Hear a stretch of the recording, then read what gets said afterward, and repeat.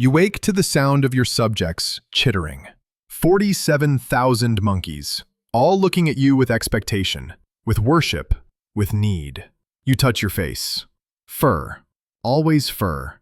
You were born from a stone egg on this mountain, given life by heaven and earth itself. You're not quite monkey, not quite God, not quite anything the universe has a name for. You stretch. Your body hums with power. Immortal power. Stolen power. Earned power. So much power you sometimes forget what it felt like to be weak. You've never been weak. This is your life as Sun Wukong, the Monkey King, the great sage equal to heaven, the Buddha of victorious fighting, and about 17 other titles you've accumulated through sheer audacity and refusing to die. You're the most powerful being in Chinese mythology, and you're bored.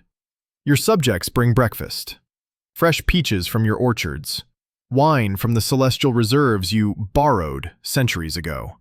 They bow and scrape, calling you Great Sage, Handsome Monkey King, Protector of the Mountain.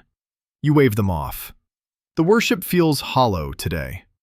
You remember when power felt new, when immortality was an adventure, not a sentence, when you could somersault 108,000 li, and it felt like flying, not just moving. You pick up your staff. The Ruyi Jinggu Bang. You stole it from the Dragon King of the Eastern Sea. It was a pillar holding back the ocean. Now it's yours. It responds to your thoughts, shrinks to a needle, expands to pierce the sky. You spin it through 18 forms without thinking. Muscle memory from 10,000 years of existence. You need to move. You leap onto a cloud, somersault into the sky. One leap takes you 30,000 miles. The mountain shrinks below you. The world spreads out. China, the mortal realm, so small from up here. You land at the Dragon King's palace, under the Eastern Sea. The water parts around you. One of your 72 transformations makes you immune to drowning. The dragon guards see you. Their faces go pale. They remember the last time you visited. Great Sage, the Dragon King bows, trying to maintain dignity. To what do we owe? Bored, you interrupt. Got any challenges? Monsters need fighting? Cosmic order need disrupting? His eye twitches. Last time you were bored, you stole his treasure, beat up his guards, and threatened to expand your staff until it demolished his palace. Everything is very orderly, Great Sage. Perhaps you could not disrupt it.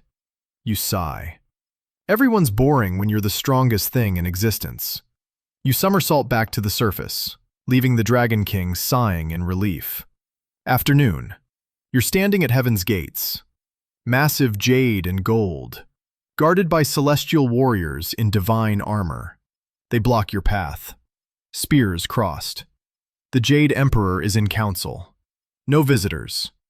You tilt your head. I'm not visiting. I live here. You were banished. That was last week. I'm back. You move. The guards don't even see it. One moment they're blocking the gate. Next moment they're scattered across the clouds, groaning. You didn't kill them. You're reformed. Mostly. Heaven is beautiful. Impossible architecture. Gardens of immortal peaches. Rivers of liquid starlight. Celestial beings everywhere. Gods, spirits, immortals. They see you. They scatter. You have a reputation. You find the peach garden, the Queen Mother of the West's sacred orchard. Each peach grants 1,000 years of immortality. You're already immortal. Several times over. You eat one anyway. Tastes like enlightenment and petty revenge. You're not supposed to be here, a guardian spirit shouts. And yet, you say, mouthful of divine peach.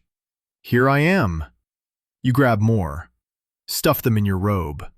Start running through heaven, eating as you go, leaving a trail of immortality-granting peach pits like breadcrumbs. You're not hungry. You're making a point. You stumble into Laozi's laboratory. The immortal sage is brewing elixirs of immortality, his life's work. He sees you, closes his eyes. No. I didn't say anything yet. The answer is no. You look at the pills. They're glowing, smoking with divine power. Each one is worth more than kingdoms. What if I just... Don't. You grab a handful. Swallow them all at once. Laozi's face is a masterpiece of divine exasperation. Do you have any idea how long those took to make? Tastes like enlightenment. And plums. Alarms sound. Bells ringing across heaven. You hear shouting, running feet. The mobilization of the celestial army.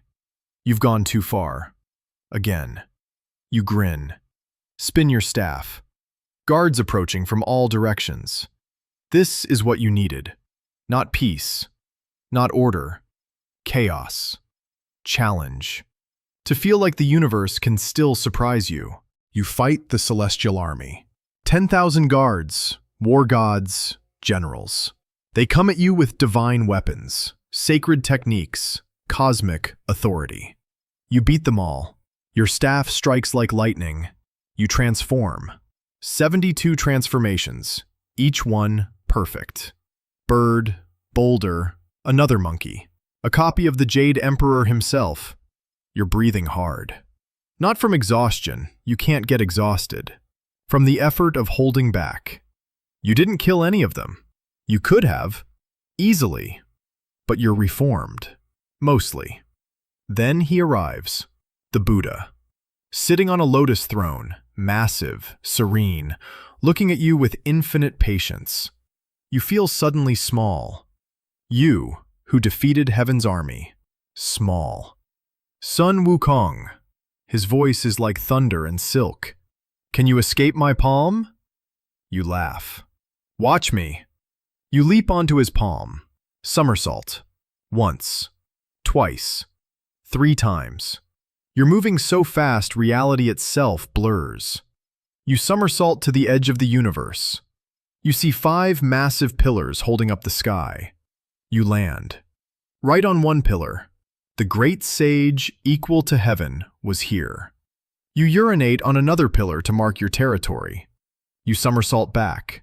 Land on Buddha's palm. I did it. I reached the edge of the universe. I win! The Buddha holds up his hand. 5 fingers. One has writing on it. One is wet. Oh. Oh no. Those weren't pillars holding up the sky. Those were his fingers. You never left his palm. The hand flips. Becomes a mountain. 5 elements mountain. Earth, metal, water, fire, wood. You're pinned underneath. You can't move. The mountain weighs more than worlds. Your strength, your transformations, your immortality. None of it matters. You're pinned. Trapped. Imprisoned for the first time in your existence. You rage. You scream. You threaten. You beg. The mountain doesn't move. Days pass. Years. Decades. Centuries. 500 years you sit under this mountain. You can't die. You're too immortal for that. You just sit and think and slowly, painfully learn. Then, after 500 years, a monk appears, Tang Sanzang, sent by the Buddha to fetch scriptures from India. He looks at you with compassion, not fear. Are you ready to learn? You want to say no. You want to say you don't need lessons, don't need redemption, don't need anything from anyone. But you've had 500 years to think about it. Yes, you whisper. It's the hardest word you've ever said. He removes the Buddha's seal. The mountain crumbles. You emerge. Still powerful. Still immortal. Still Sun Wukong. But different. Before you can celebrate, the monk places a golden circlet on your head. It locks. What? Insurance, he says gently. He chants a sutra. The circlet tightens. Your skull feels like it's splitting. You scream. The pain is real, total, absolute. For the first time in your existence, you can be controlled. So that's your life as Sun Wukong. You were born from stone. You learned magic, achieved immortality, stole divine weapons, defeated armies, ate the peaches of immortality, challenged heaven itself. You were unstoppable, unbeatable, equal to heaven in power, if not wisdom. And then you learned the hardest lesson. Power without wisdom is just chaos. Freedom without purpose is just emptiness. The journey west will take 14 years, 81 trials, demons, monsters, gods, and your own worst impulses. You'll fight beside the monk, protect him, learn from him. Slowly, painfully, become something more than just the strongest monkey in existence. You're still the Monkey King, still the great sage, still Sun Wukong. But now you're walking toward enlightenment instead of away from it. The chaos is still there, the power, the mischief, the absolute refusal to accept limitations. But now it has direction, purpose. You're not just the strongest anymore. You're becoming the wisest. And that's a much longer journey than somersaulting to the edge of the universe. But you've got time. You're immortal. Several times over.